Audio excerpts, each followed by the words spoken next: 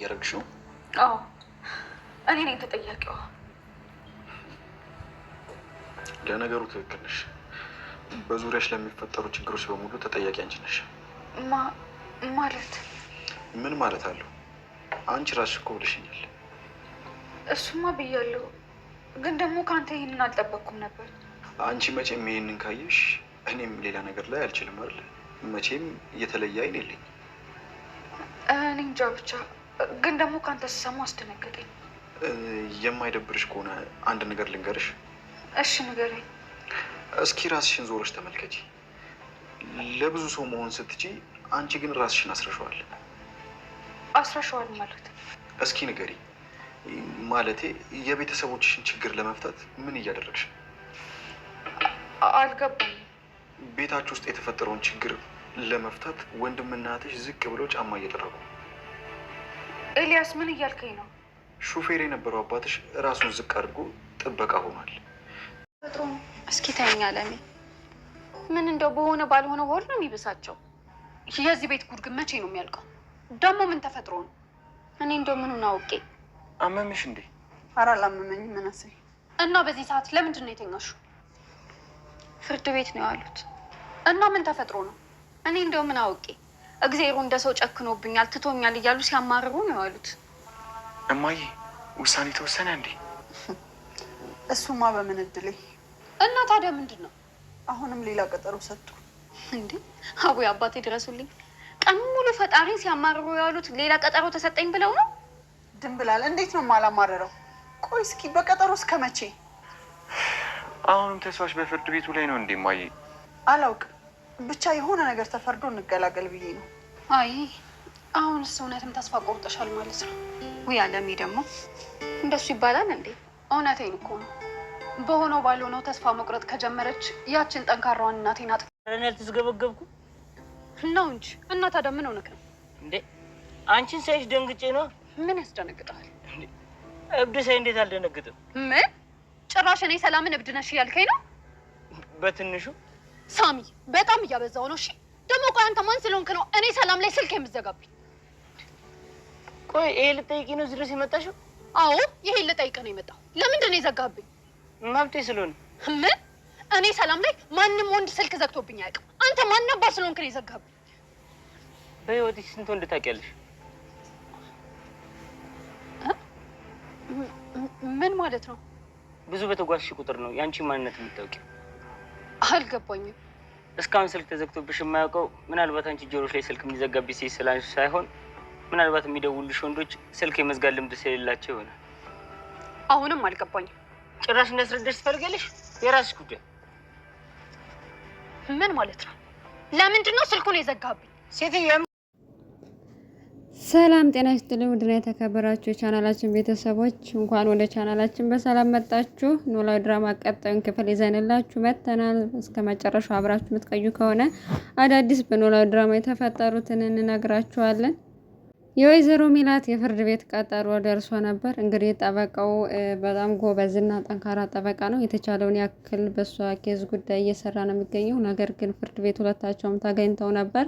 እናም ፍርድ ቤቱ ለሌላ ቀን ቀጠሮ ተሰጥቶታል። በሱ ምክንያት ወይዘሮ ሚላት በጣም ነው የተናደደችው። ምክንያቱም ወይ የሆነ ነገር ይወሰንልኛል ወይ ደግሞ ዋነኛውን ተስፋ ቆርጣለሁ አጥቸው በሚለው እንትን ስላለች ማለት ነው። እናም መረጋጋት አለብሽ። ለምንድነው እንዲህ በቀላሉ ተስፋ የምትቆርጭ? ጉዳዩ እኮ ተራዘመ እንጂ በ4 ነጥብ አልተዘጋም። ስለዚህ አሁን የተወሰነ ጊዜ ስለሚያስፈልጋቸው በቀጣይ ቀጠሮ ደግሞ ውሳኔ የሚወሰን ይሆናል ብሎ በተቻለው መጠን እያረጋጋት ይገኛል ማለት ነው ጠበቃው።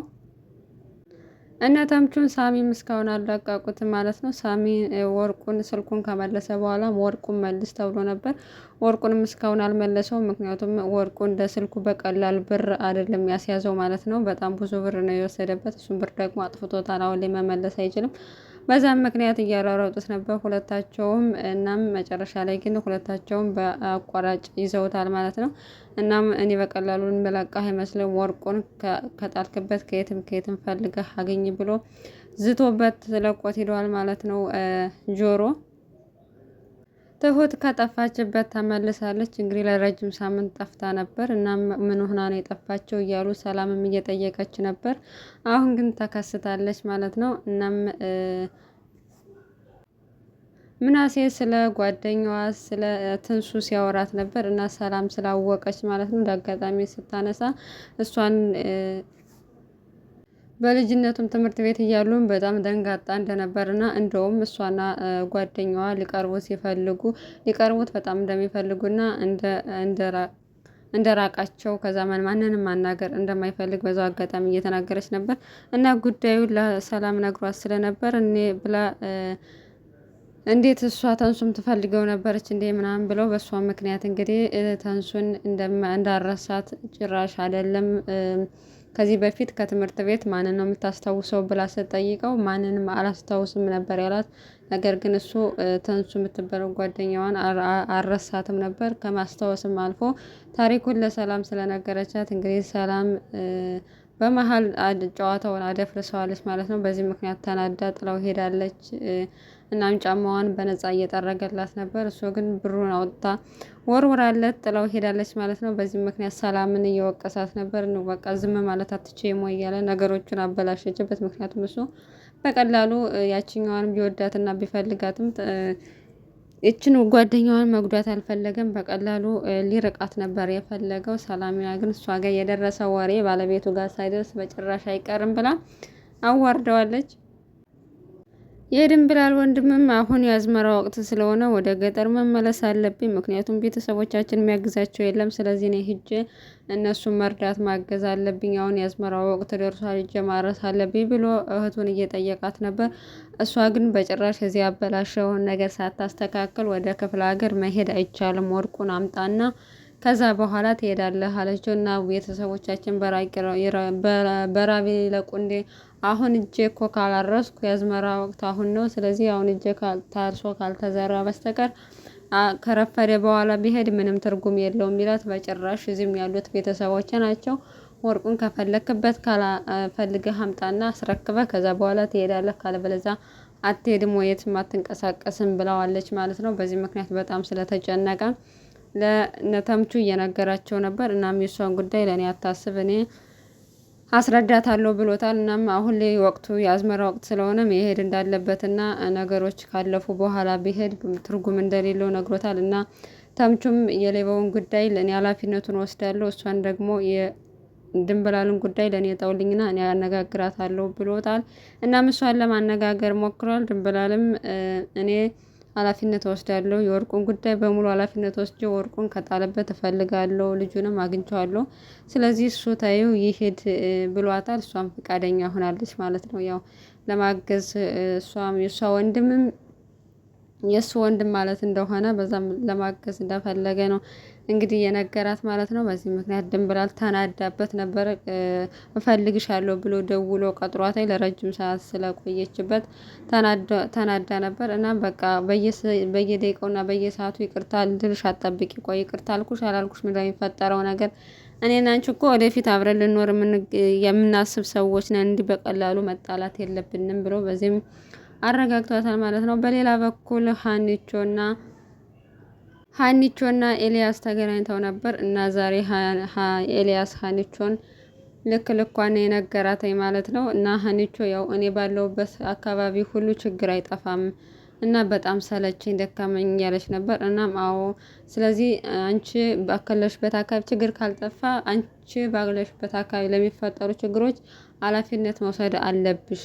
አንቺ ምን እየሆንሽ እንደሆንሽ ለራስሽ አልታወቀሽም። እንኳን አይደለም ለሰው ልታርፊ ለራስሽ ራሱ ትክክል አይደለሽም። እስኪ ወንድሞችሽን እያቸው የቤተሰቦቻቸውን ችግር ለመፍታት ጫማ እየጠረጉ ነው። እናትሽ ዝቅ ብላ ሰው ድርጅት ተቀጥራ እየሰራች ነው።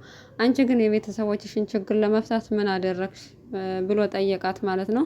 እናም በዚህ ምክንያት ራሷን እንድጠይቅና እንደውም ራስ ወዳድ እንደሆነች እሷም ስራ እየፈለገች እንደሆነች ነገረችው። ስራ መፈለግ እኮ ችግር አይፈታም፣ ዋናው ስራ አግኝቶ አንቺ የምትፈልጊው በተማርሽበት ነው። እሱ ደግሞ የቤተሰቦች ችግር አይፈታም። በዚህ ምክንያት ያገኘሽውን ስራ ሰርተሽ አንቺም እንደ ቤተሰቦችሽ ገቢ ማምጣት አለብሽ። እዚህም ቤት እዛም ቤት እያውደለደሽ ምናምን ብሎ ብቻ ልክ ልኳን ነግሯታል። በዚህ ምክንያት ተከፍታ እያለቀሰች ነበር። እናም አሲር መጥቶ አጽናናት ማለት ነው። አሲርም በእሷ ጉዳይ ተጨንቋ ላይ ምክንያቱም ስራ ፈልጋለሁ እገባለሁ እያለች ነው ብሎ ለተምቹ ሲነግረው ተምቹ ደግሞ ለምን እኛ ሱቅ አትቀጠርም አለው። እሱ ደግሞ በጭራሽ ፈቃደኛ አይደለም። ምክንያቱም እኔ ሀኒቾን አገልጋይ እንዳረጋት አልፈልግም። ጭራሽ እኔ እየከፈልኳት በየወር ደመወዝ እየከፈልኳት እኔ ጋር ልትሰራ አትችልም የፈለገ ነገር ቢሆን ብሎ በሀሳቡ ትክክል አልሆነም። ሀኒቾ እንግዲህ እስካሁን ቁጭ ብላ ቆይታ አሁን ላይ እናቷንም ስራ ማግኘት አለብኝ፣ ስለዚህ እናንተን ቤተሰቦችን ማገዝ አለብኝ፣ የተገኘውን ስራ መስራት አለብኝ አለች። እና እኔ ስራ ባገኝ እኮ እኔ ራሴ ስራ እሰራ ነበር፣ ግን ከየት አመጣለሁ ስራ ስትላት እናቷ ደላላው ጋር ደውላ ያገኘችውን ስራ እንደምትሰራ ነገረቻት። ያው ደላላው ጋም ያለው ስራ ደግሞ ላንቺ አይሆንም ስትላት እኔም እዚህ ቤት እናንተ ጋር ያስተዋወቀኝ እኮ ሰው ቤት ስሰራበት የነበረውን፣ ስለዚህ የተገኘውን ስራ ሰራለሁ፣ አሁን ደላላውን ማግኘት አለብኝ ብላ ቆርጣለች ማለት ነው ስራ ለመስራት። እናም ኤልያስ በጣም የነገራት ነገር ሁሉ ነክቷታል። እውነትም ያስብላል። ምክንያቱም እና አባባ ኖላዊ ጋር ችግር ሲፈጠር ዘላ እናቷ ቤት ሄዳለች፣ እናቷ ቤት ችግር ሲፈጠር ዘራ አባባ ኖላዊ ጋር ትሄዳለች እና ምንም ችግር ፈች እየሆነች አይደለችም። ከዛም ብሶ ደግሞ እሷ ናት አማራሪዋና በጣም ችግር ውስጥ የገባች እሷ ብቻ ኃላፊነት የተሸከመች የሚመስላት እሷ ናት።